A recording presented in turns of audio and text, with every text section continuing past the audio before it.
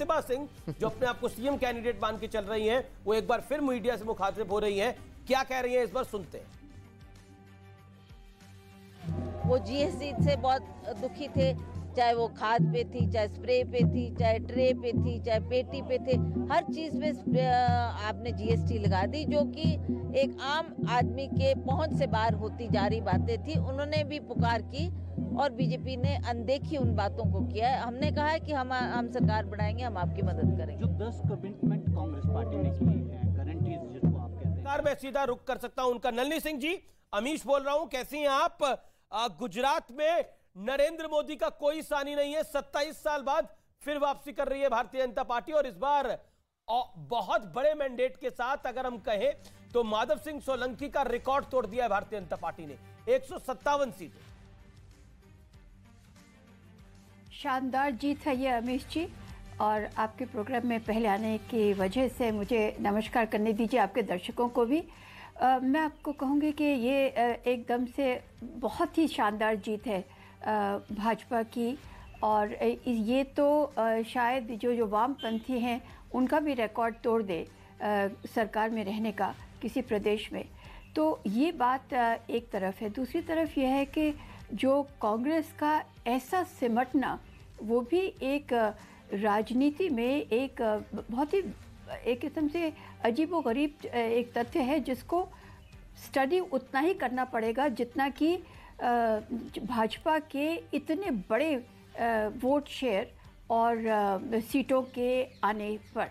और दूसरा यह है कि जो आम आदमी पार्टी की शुरुआत हुई है, सब लोगों के या ज़्यादातर लोगों के मत से मैं थोड़ा उसमें इत्तेफाक नहीं रखती कि देखिए कितनी इनकी कमज़ोर सी शुरुआत हुई है।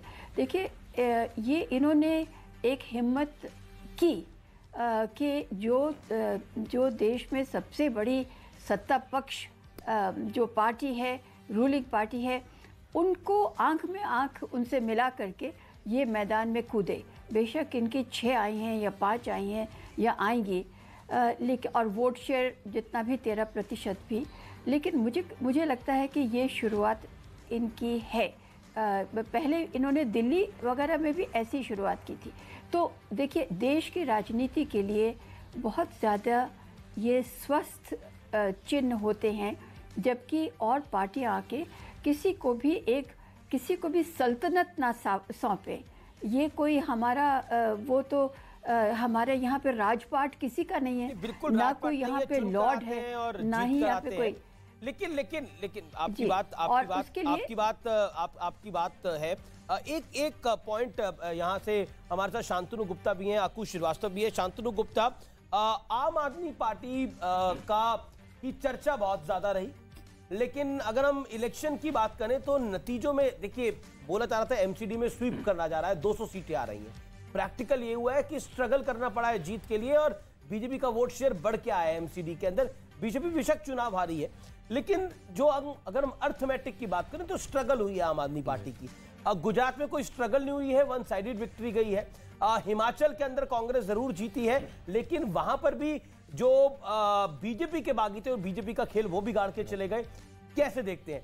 और नलिनी जी का जो पॉइंट है कि आम आदमी पार्टी को क्रेडिट देना पड़ेगा, योर टेक ऑन दिस।